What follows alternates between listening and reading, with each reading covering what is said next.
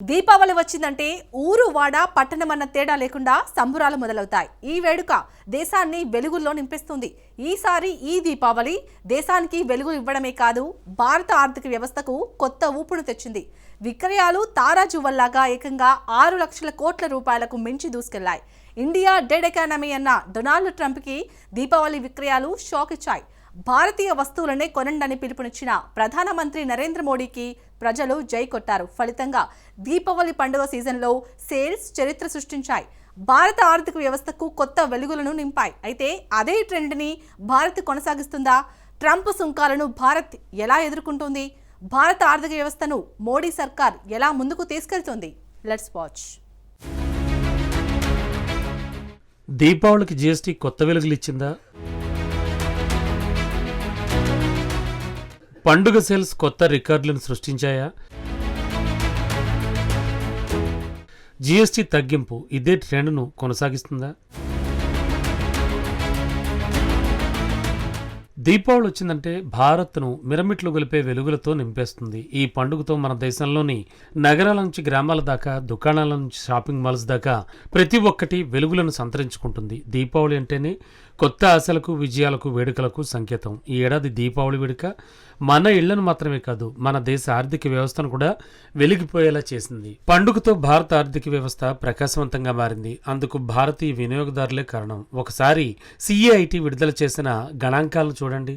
CAIT అంటే confederation of all India traders. బేసిక్గా చెప్పాలంటే సిఏఐటి అనేది టాప్ వ్యాపారుల సముదాయం. దీపావళి మొత్తం సేల్స్ను గణించింది. ఈ పండుగ సీజన్లో మొత్తం 6,05,000 కోట్ల రూపాయల విక్రయాలు జరిగినట్లు అంచనా వేసింది. భారత వాణిజ్య చరిత్రలోనే ఇది సరికొత్త రికార్డు. దీపావళి మొత్తం విక్రయాల్లో 5,40,000 కోట్ల రూపాయలను వస్తువులకే, కొనుగోలుకే కేటాయించినట్లు తెలుస్తోంది. ప్రధానంగా పాదరక్షలు, దుస్తులు, ఎలక్ట్రానిక్స్ వంటివి పెద్ద ఎత్తున ప్రజలు కొనుగోలు చేశారు. మిగిలిన మొత్తం సేవలకు వెచ్చించారు.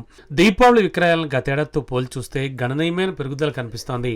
2024లో దీపావళి పండుగ సందర్భంగా 4,25,000 కోట్ల రూపాయల వస్తువుల కొనుగోలుకు ప్రజలు వెచ్చించారు. ఈ ఏడాది 5,40,000 కోట్ల రూపాయలు ఖర్చు చేశారు.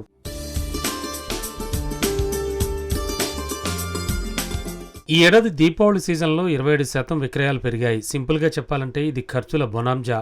ప్రజలు భారీగా ఖర్చు చేస్తే భారతీయ ఆర్థిక వ్యవస్థకు లాభం ఎందుకు వస్తుంది? ఈ ప్రశ్నకు సమాధానం తెలుసుకుపోయే ముందు ట్రెండ్స్ చూద్దాం. ఈ ఏడాది ప్రధానంగా భారతీయ వస్తువులపైనే ప్రజలు దృష్టి సారించారు. అంటే భారత్లో తయారైన వస్తువులనే ప్రజలు ఎక్కువగా కొనుగోలు చేశారన్నమాట. ఈ ట్రెండ్కు ప్రధానమంత్రి నరేంద్ర మోడీ పిలిపే కారణం. దీపావళి పండుగ సేల్స్లో ప్రజలు 87% భారతీయ ఉత్పత్తులను కొనుగోలు చేసినట్లు సర్వేలు వెల్లడిస్తున్నాయి. మేడ్ ఇండియా వస్తువుల విక్రయాలు 25% పెరిగినట్లు తెలుస్తోంది. ఇది మొదటి ట్రెండ్. రెండో ట్రెండ్ ఏంటంటే సేవల రంగం కూడా పండుగ వెలుగులను సంతరించుకుంది. సేవల రంగం అంటే రెస్టారెంట్లలో తినడం, సినిమాలు చూడడం వంటివన్నమాట. గతేడాదితో పోలిస్తే రెస్టారెంట్లు, పబ్బుల్లో 8-20% గిరాకీ పెరిగినట్లు సర్వేలు వివరిస్తున్నాయి. మీకు తెలుసా, రెస్టారెంట్లలో జీఎస్టీ ఏమాత్రం తగ్గలేదు. అయినా సరే ప్రజలు మాత్రం రెస్టారెంట్లు, పబ్బుల్లో ఎంజాయ్ చేశారు. మూడో ట్రెండ్ ఆన్లైన్ సేల్స్. ప్రధాన నగరాలు కాకుండా పట్టణాల్లో సైతం ఆన్లైన్ సేల్స్ 50% పైగా పెరిగాయి. సో ఈ విక్రయాలతో భారత ఆర్థిక వ్యవస్థకు కొత్త ఊపు వచ్చిందా? ఈ ట్రెండ్ మున్ముందు కూడా కొనసాగుతుందా? భారత వృద్ధి రేటులో వినియోగదారుల ఖర్చులు అత్యంత కీలకమైనవిగా చెప్పాలి.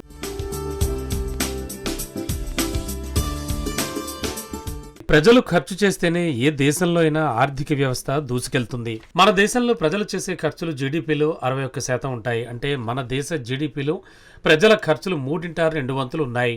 ప్రజలు ఎక్కువగా ఖర్చు చేస్తే దేశ ఆర్థిక వ్యవస్థ అంత వేగంగా దూసుకెళ్తుందన్నమాట. ఒకవేళ ప్రజలు ఖర్చు చేయకపోతే దేశ ఆర్థిక వ్యవస్థ నెమ్మదిస్తుంది. ఈ ట్రెండ్ గతేడాది స్పష్టంగా కనిపించింది. 2024లో ద్రవ్యోల్బణం భారీగా పెరిగింది. ప్రజల ఆదాయాలు కూడా అంతంత మాత్రంగానే ఉన్నాయి. దీంతో 2024లో భారతీయులు ఖర్చులు తగ్గించారు. ఫలితం భారత ఆర్థిక వ్యవస్థ వేగాన్ని కోల్పోయింది. 2024లో జూలై-సెప్టెంబర్ త్రైమాసికంలో భారత వృద్ధి రేటు కేవలం 5.4%కే పరిమితమైంది. గత 7 త్రైమాసికాల్లో కనిష్ట వృద్ధి రేటు ఇదే. ఇది ప్రభుత్వానికి కూడా ఓ వార్నింగ్ సిగ్నల్. అంటే ప్రజలకు కాసింత ఊరట కావాల్సిందే అని స్పష్టంగా తెలిపింది. ఈ ఏడాది వర్షాలు ఆశించిన స్థాయిలో కురుస్తాయి. దీంతో ఆహార సరఫరాల్లో, ధరల్లో ఇబ్బందులు రాలేదు. ఈ ఏడాది సెప్టెంబర్లో భారత ద్రవ్యోల్బణం కేవలం 1.54%గా నమోదైంది. 8 ఏళ్ల తర్వాత కనిష్ట స్థాయికి ద్రవ్యోల్బణం పడిపోయింది. దీనికి తోడు కొన్ని పన్నుల రాయితీలను మోడీ సర్కార్ ప్రకటించింది. ముందుగా బడ్జెట్లో ఆదాయ పన్ను ఊరట లభించింది. 12 లక్షల రూపాయల వరకు ఎలాంటి పన్నులు లేవని బడ్జెట్లో ప్రకటించారు. ఆ తర్వాత ప్రధానమైంది జీఎస్టీ కోతలు. జీఎస్టీ అంటే గూడ్స్ అండ్ సర్వీసెస్ ట్యాక్స్.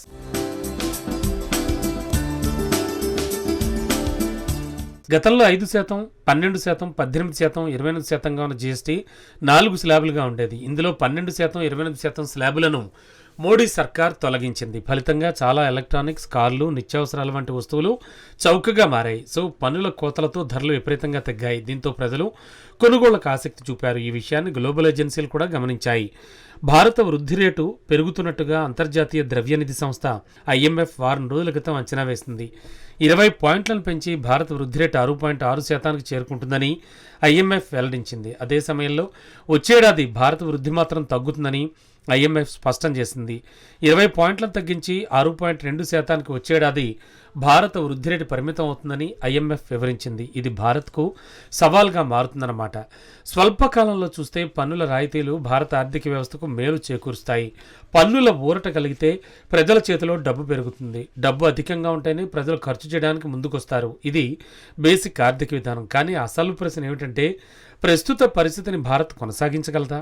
చాలామంది నిపుణులు RBI వైపు చూస్తున్నారు. RBI అంటే రిజర్వ్ బ్యాంక్ ఆఫ్ ఇండియా. ఈ ఏడాది జూన్లో వడ్డీ రేట్లను RBI తగ్గించింది. డిసెంబర్లో మరోసారి RBI వడ్డీ రేట్లను తగ్గిస్తుందని నిపుణులు అంచనా వేస్తున్నారు.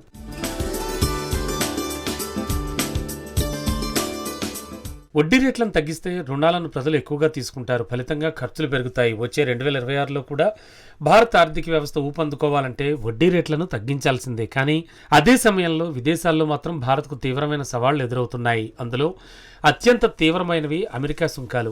భారతీయ వస్తువులపై డొనాల్డ్ ట్రంప్ 50% సుంకాలు విధించాడు. ఈ సుంకాలతో భారతీయ ఎగుమతులపై తీవ్ర ప్రభావం పడింది. సెప్టెంబర్లో అమెరికాకు భారతీయ ఎగుమతులు 12% పడిపోయాయి. ఆగస్టులో 7% అమెరికాకు ఎగుమతులు పెరిగాయి. ట్రంప్ టారిఫ్స్కు చెక్ పెట్టేందుకు మోడీ సర్కార్ ప్లాన్స్ చేసింది. భారతీయ ఎగుమతులను వైవిధ్యం చేస్తోంది. అమెరికా కాకుండా ఇతర మార్కెట్లకు ఎగుమతులు 11% అధికమయ్యాయి. ఆగస్టులో ఇతర మార్కెట్లకు ఎగుమతులు కేవలం 6.6% మాత్రమే నమోదయ్యాయి. కానీ సెప్టెంబర్ నాటికి 11%కి పెరిగాయి. అయినా సరే ఆందోళనలు మాత్రం కొనసాగుతున్నాయి. ట్రంప్ సుంకాలు వాణిజ్యాన్ని మరింత క్లిష్టంగా మారుస్తున్నాయి. ఎందుకంటే ఈ సుంకాలతో భారత్లో అమెరికన్ల పెట్టుబడులు పడిపోతాయి. అమెరికాలో పనిచేసేందుకు భారతీయ నిపుణులకు వీసాలు లభించడం కష్టమే. సింపుల్గా చెప్పాలంటే ట్రంప్ సుంకాలు భారత్కు భారీ తలనొప్పిగా మారాయి. ఇది తప్ప భారత్కు పరిస్థితులన్నీ మెరుగ్గా ఉన్నాయి. ద్రవ్యోల్బణం అదుపులోనే ఉంది. ప్రజల ఖర్చులు పెరగనున్నాయి. వృద్ధి వేగం పుంజుకుంటోంది.